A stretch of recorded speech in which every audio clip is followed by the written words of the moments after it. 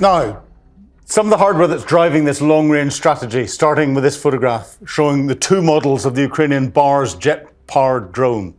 These are the exact platforms that took part in the massive attack on the Moscow region. For months, this weapon was a closely guarded secret, referred to loosely as a missile drone, simply for bureaucratic speed to get it into the front line. But as you can see, it features a classic aviation layout developed entirely by a private Ukrainian company. Notice the small jet engine mounted directly on top of the tail fuselage. This clever bit of engineering means that suppliers can be swapped out easily without needing to redesign the entire body. It features a composite material fuselage built from a minimal number of parts to maximize production speed. If you look closely at the model on the right, it is visibly thicker than the standard version. This is the Bars SM variant, and the General Staff has now officially confirmed that this model was also used in the Moscow attacks, operating with a range of 700 to 800 kilometers and carrying an expanded warhead. The Bars is in mass production. Intelligence tracking shows Ukraine is now capable of launching swarms of up to 100 of these jet-powered weapons in a single night to overwhelm Russian air defenses, directly targeting vital infrastructure deep inside Russia.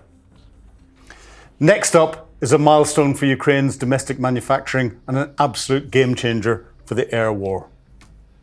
This is the first official look at Ukraine's brand new indigenously developed guided aerial bomb, or KAB, captured here during its ongoing flight tests.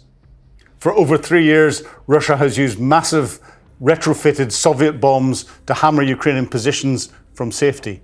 This is Kyiv's direct answer, and for the first time, they have brought an indigenous version to the field. Developed over 17 months under the state-backed Brave One innovation cluster, this weapon is entirely custom built from the airframe up. Look at the folding wing kit and aerodynamic control surfaces attached to the main body. The system is designed to convert old Soviet stock, specifically FAB-250 unguided bombs, into high-precision smart weapons. It carries a 250-kilogram warhead designed specifically to level hardened concrete bunkers, fortified trenches, and enemy command centers. Crucially, this domestic kit is significantly cheaper to produce than Western alternatives like the American JDAM or the French Hammer. Because it glides for dozens of kilometers after release, Ukrainian combat aircraft can drop it from deep within their own airspace, keeping precious jets completely clear of Russia's densest air defense systems. The Ministry of Defense has already procured the first experimental batch, and pilots are currently training with them for rapid frontline debut. It is cheap, free of foreign donor restrictions, and means Ukraine can now give the Russian army a taste of its own medicine. And again, we look at the technologies, and I wonder if there's been a bit of copying here, because we've got the US JDAMs and JDAMs being dropped in flight, and you can see from the red here, these are the bits that are bolted onto the dumb bomb, and of course we have here the French Hammer missile. Copying weapons has always been a tactic in war. And one of the other advantages of a glide bomb is it's not a missile. It is not actively controlled. It has got technology in it that will fly it to the final target itself, and therefore you can't interdict it with electronic warfare. It is unhackable.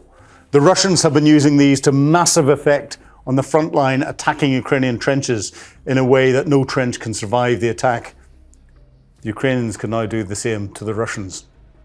As I say, and as I said earlier, the Ukrainians are now dictating the pace of what's going on at the tactical level, having dictated the pace of what's going on at the operational level for quite some time. In the past few weeks, the tectonic plates of this battlefield have started to shift.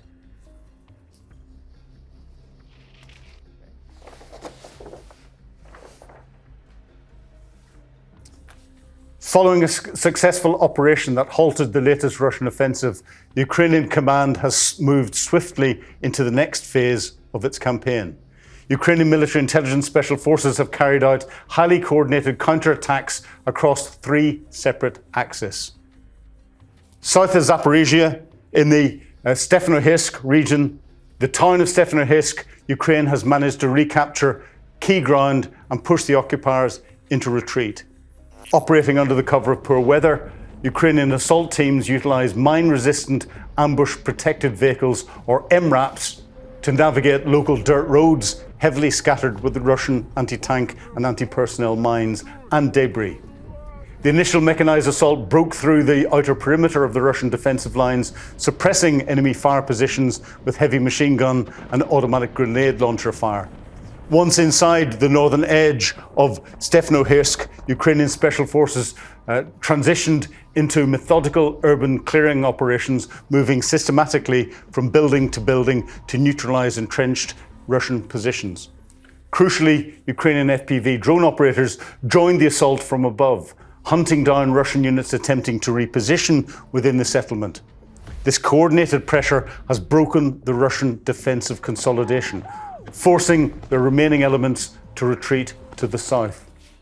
Consider the contrast between this operation and the reckless Russian quad bike assault in the Sumy region we looked at earlier. Ukraine is choosing carefully when to deploy precious armoured vehicles, relying on coordination and discipline to see an operation through to its success. By establishing a firm foothold from the north of the town, Ukraine has disrupted the Russian riverbank advance towards the regional capital of Zaporizhzhia, reversing the momentum in one of the most contested sectors of the front line. Now, in this area, as we get into Zaporizhzhia, because of its links with some of the main waterways down into the Black Sea, water crossings and water boundaries are significant. And this area is surrounded on two sides by water and is easy for the Ukrainians to cut the Russians off and force them to have to retreat across the rivers that we see here. Think of the Russian retreat from Kherson, but writ much smaller. In Mariupol to the east, throughout April and into early May 2026, the Institute for the Study of War has tracked a distinct change in momentum. Ukrainian forces aren't just defending, they're advancing. The Institute for the Study of War has confirmed visual evidence of Ukrainian troops successfully operating in and clearing settlements to the northwest and to the north of Mariupol. So how are they doing it? Well, it's in part thanks to their mid-range strike campaign. Ukraine is relentlessly hammering the frontline Russian military assets before Russian armour can even assemble for an assault. And the toll on Russian manpower here is becoming disastrous. The intelligence coming out of this specific sector in early May is staggering.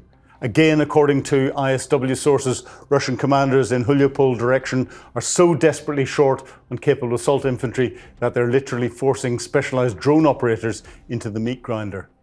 They're sending highly trained technical personnel into frontline infantry assaults. In military terms, that's a massive red flag.